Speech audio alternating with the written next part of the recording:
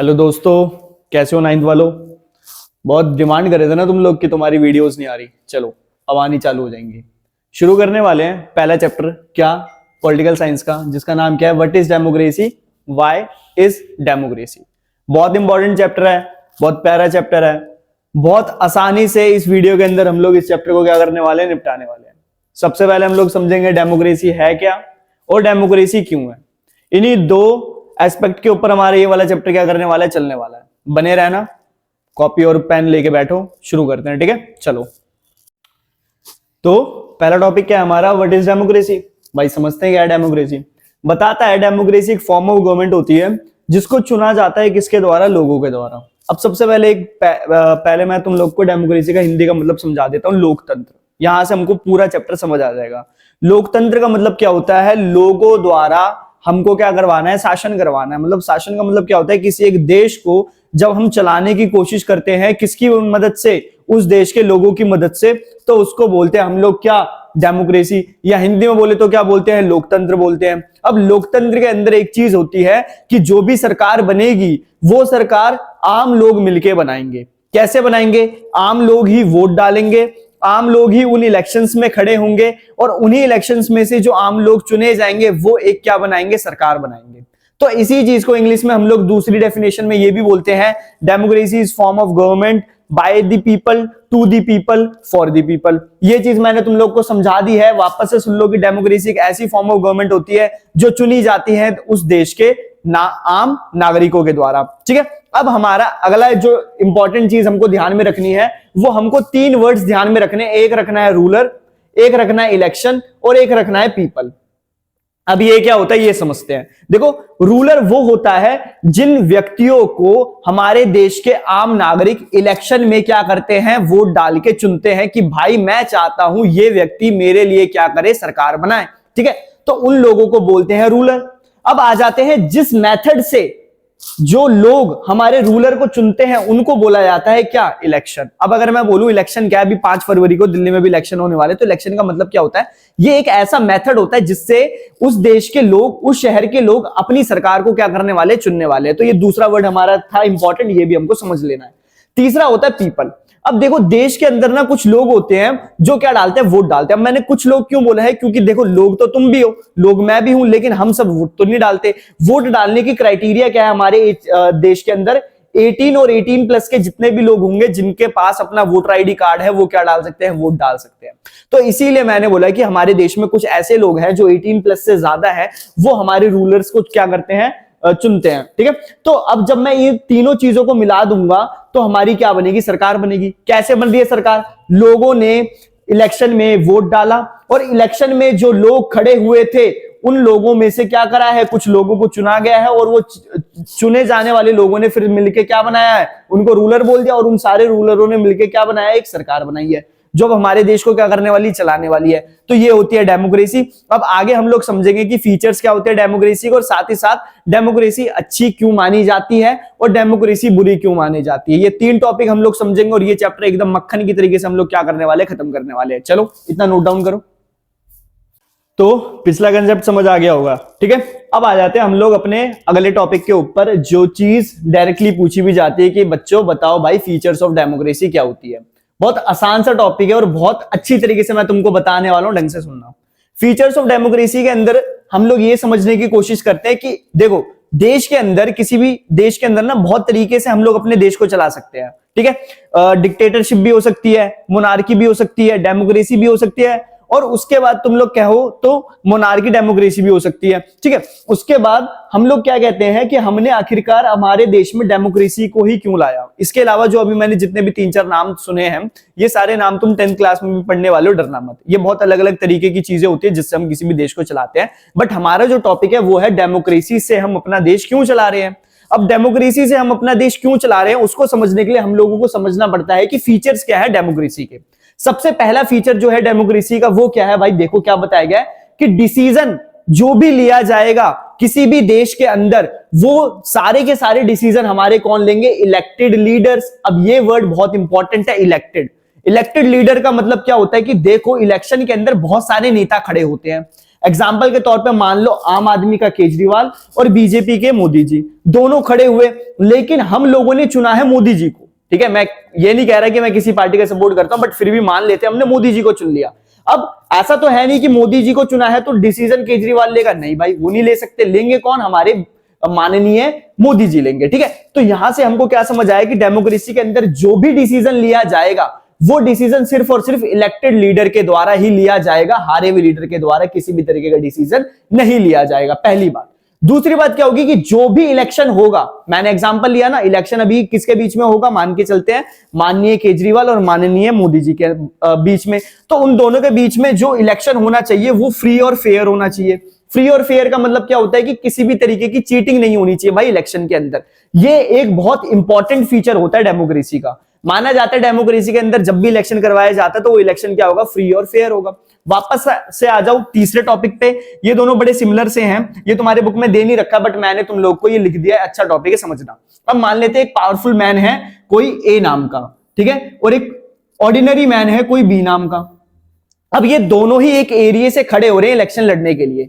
हम क्या सोचेंगे कि यार पावरफुल मैन है वो जीत जाएगा और जो नॉन पावरफुल मैन है वो नहीं जीतेगा, ऐसा सबकी मेंटेलिटी होगी। बट ऐसा नहीं है, जब भी वो दोनों इलेक्शन में खड़े होंगे तो दोनों एक ही जगह से स्टार्ट करेंगे।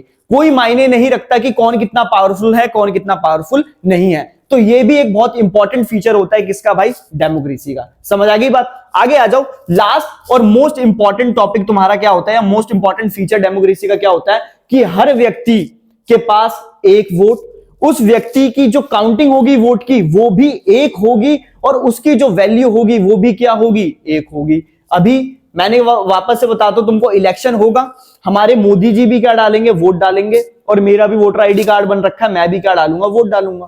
अब मोदी जी बहुत बड़े आदमी है, प्राइम मिनिस्टर है, उनके पास भी एक ही वोट रहेगा, उसकी काउंटिंग भी एक होगी, ठीक है, और उसकी वैल्यू भी क्या होगी, एक होगी। और मैं एज अ ऑर्डिनरी मैन, मेरी पास भी वोट एक होगा, उसकी काउंटिंग एक होगी और उसकी वैल्यू क्या होगी, एक होगी। तो यहां से हमको क्या समझ आया कि डेमोक्रेसी बहुत इंपॉर्टेंट होती है किसी भी एक देश के लिए, और वो हमको बताती है कि क्यों हमको डेमोक्रेसी किसी भी देश के अंदर लानी चाहिए। तो आई होप तुम लोग को ये सारी चीजें समझ आ गई होंगी। इसी चीज को एक नाम से और हम जानते हैं, अगर तुम लोगों के पेपर में पूछ लिया जाए कि मेरिट्स बताओ, अच्छी बातें बताओ किससे रिलेटेड, डेमोक्रेसी से रिलेटेड, तो भी तुम लोग ये बताओगे। और साथ ही साथ एक बात, एक तरीके से और ये सवाल पूछ लिया जाता है कि गुड फीचर्स बताओ किसके, डेमोक्रेसी के, या फेवर में चीजें लिखो किसके, डेमोक्रेसी के। तो इन तीनों वे में किसी भी तरीके से क्वेश्चन पूछा जाएगा तो तुम्हारा आंसर क्या बनेगा, ये बनेगा। ठीक है, चलो नोट डाउन करो इसको, फिर आते हैं डीमेरिट के ऊपर। जैसे कि हमने इससे पहले वाले टॉपिक में देखा फीचर्स ऑफ डेमोक्रेसी क्या होते हैं। अब देखो, एक सोसाइटी में ना बहुत तरीके के लोग रहते हैं भाई। कुछ लोग हैं ऐसे जिनको डेमोक्रेसी बहुत अच्छी लगती है, कुछ लोग ऐसे भी होते हैं जिनको डेमोक्रेसी क्या लगती है, बहुत बेकार लगती है। सही सीधी सीधी बात है यार, एक सिक्का है तो एक सिक्के के दो साइड बिल्कुल होंगे, अगर एक इधर होगा तो दूसरा उधर होगा। वैसे ही डेमोक्रेसी की तो हमने तारीफ कर दी, अभी और भी तारीफ करने वाले हैं, ये चीज ध्यान रखना। लेकिन उससे पहले हम लोग कुछ बुराइयां करने वाले डेमोक्रेसी की, वो बुराइयां क्या है ये भी इंपॉर्टेंट है। डिफरेंस पूछ लिया जाता है कि अच्छी चीजें क्या है, बुरी चीजें क्या है, तो तुमको दोनों चीजें पता होनी चाहिए। अब बुरी चीजें क्या है सबसे पहले समझते हैं। क्या बात है कि हमने जिन इलेक्टेड लीडर्स को चुना है, ठीक है, जितने भी इलेक्टेड लीडर्स को चुना है वो बार बार क्या होते रहते हैं भाई साहब, चेंज होते रहते हैं। अब यहां से हम क्या समझते हैं, जरा समझने की कोशिश करते हैं। देखो, जैसे कि हम किसी भी सरकार को चुनते हैं 5 साल के लिए, 5 साल के बाद उस सरकार का वापस से इलेक्शन होता है। अगर वो सरकार जीतती है तो वो वापस से रूल करेगी, नहीं जीतती है तो क्या करेगी, वो हार जाएगी, फिर किसी और की सरकार बनेगी। तो हमारी डेमोक्रेसी के अंदर सबसे बड़ी प्रॉब्लम क्या होती है कि मोस्ट ऑफ द टाइम जो सरकारें होती हैं वो 5 साल के बाद क्या होती जाती है, चेंज होती जाती हैं। और 5 साल बहुत कम समय होता है किसी भी एक सरकार को किसी भी तरीके का डेवलपमेंट करने के लिए। इसीलिए जो डेमोक्रेसी की सबसे बड़ी बुरी बात है यार, लीडर्स को ना टाइम ही नहीं मिल पाता कि वो सही तरीके से काम कर सके। इसीलिए ये डेमोक्रेसी का एक बहुत बड़ा ड्रॉबैक है कि लीडर्स जो होते हैं वो चेंज होते रहते हैं। एग्जाम्पल लो, आम आदमी पार्टी के अभी कुछ महीने पहले जो चीफ मिनिस्टर थे वो थे श्री अरविंद केजरीवाल जी, बट अभी उनके ऊपर कुछ केसेस चल रहे हैं जिन वजह से उनको सीएम का पद क्या करना पड़ रखा है, छोड़ना पड़ रखा है। और अभी जो दिल्ली की चीफ मिनिस्टर है वो कौन है, आतिशी है। अब मान लो इन फ्यूचर केजरीवाल के ऊपर के सारे चार्जेस हट जाते हैं तो वापस से सीएम बन जाते हैं। तो देखो, ये सारी चीजें जो होती है ना, ये चीजें नॉर्मल पीपल की लाइफ को क्या करती हैं, बहुत अफेक्ट करती हैं। ठीक है, तो यहाँ ये चीज समझी हमने पहले टॉपिक से, पहले पॉइंट से। दूसरा देखो क्या बताया गया है, जो इलेक्शन होता है या जो भी डेमोक्रेसी होती है, ये सिर्फ और सिर्फ एक चीज पर डिपेंड करती है, किसके ऊपर, पावर प्ले के ऊपर। ये पावर प्ले भाई क्रिकेट वाला नहीं है कि पावर प्ले आया है सिर्फ धनाधन धनाधन छक्के मारो, समझ सकते हैं। वैसे भी देखो क्या होता है, जो भी लीडर होता है ना, मान लो मैं कल को इलेक्शन में खड़ा होना चाहता हूं, तो मेरा सिर्फ और सिर्फ एक मोटिव होगा, चाहे तुम लोग इसको विश्वास करो या ना करो, लेकिन जितने भी बंदे इलेक्शन में खड़े होते हैं उनका सिर्फ एक मोटिव होता है कि भाई पावर आनी चाहिए मेरे हाथ में, दुनिया कुछ भी करे मेरे को उससे मतलब नहीं है, मैं काम करूं ना करूं वो कल की बात रहेगी, लेकिन पावर किसके पास आनी चाहिए, मेरे पास आनी चाहिए।